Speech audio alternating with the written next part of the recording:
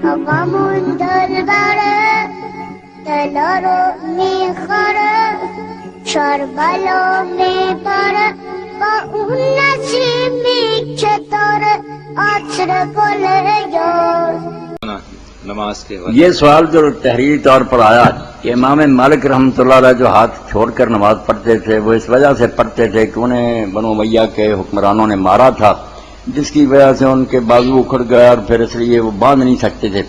یہ باتیں ایسے لوگ کرتے ہیں جن کو علم کی ہوا بھی نہیں لگی، بالکل وہ علم سے کورے ہیں. یہ نہیں جانتے کہ امام مالک تو پیدا بھی نہیں ہوئے تھے اس وقت سے لوگ ہاتھ چھوڑ کر نماز پڑھتے تھے. مالک نے شروع کیا یہ. اس سے پہلے تابعین کے جتنے چوٹی کے لوگ تھے، محمد ابن سیرین تھے، حسن بصری تھے بصرہ میں، ابراہیم نخعی امام ابو حنیفہ رحمۃ اللہ علیہ کے دادا استاد ہیں کوفہ میں، سعید بن المسیب تھے وہ مدینہ میں. ان سب کے آثار جو ابن عبد البر نے تمہید میں نقل کیے کہ سارے تابعین ہاتھ لٹکا کر پڑھتے تھے. اس وقت امام مالک کا نشان بھی نہیں تھا. اور عبداللہ ابن زبیر رضی اللہ عنہ صحابی، ان کا مصنف ابن ابی شیبہ میں ایک الگ باب ہے کہ وہ لوگ جو ہاتھ چھوڑ کر نماز پڑھتے، اس میں حضرت عبداللہ بن زبیر ان کا صحیح سند سے ہے کہ وہ بھی ہاتھ چھوڑ کر نماز پڑھتے.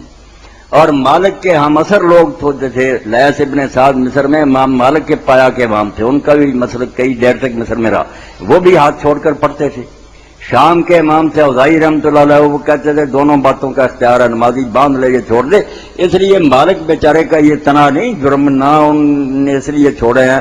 ان سے تو مسئلہ پوچھا گیا، صاحب پوچھا ان سے، المدونہ جو ہے نا جس پر فقہ مالکی پر لوگ عمل کرتے، موطا پر نہیں کرتے. اکثر ہمارے لوگ کہہ دیتے ہیں موطا میں مالک نے روایت لکھی ہے کہ ہاتھ باندھنے چاہیے. موطا ہے روایتوں کی کتاب، جو ملی بیان کر دی کہ فلاں یہ کہتا. مگر فتوے کون سے ہیں امام مالک کے؟ وہ المدونہ. آخر عمر میں ان کے شاگردوں نے پوچھا کہ امام اس بارے میں کیا ہے، اس کی شرح مالکیوں نے کی، اس پر چل اس میں پوچھا کہ ہاتھ باندھنا بہتر ہے چھوڑنا، تو امام نے فرمایا چھوڑنا میرے نزدیک زیادہ اچھا. فتویٰ دیا انہوں نے، ہاتھ ٹوٹے ہوئے نہیں تھے.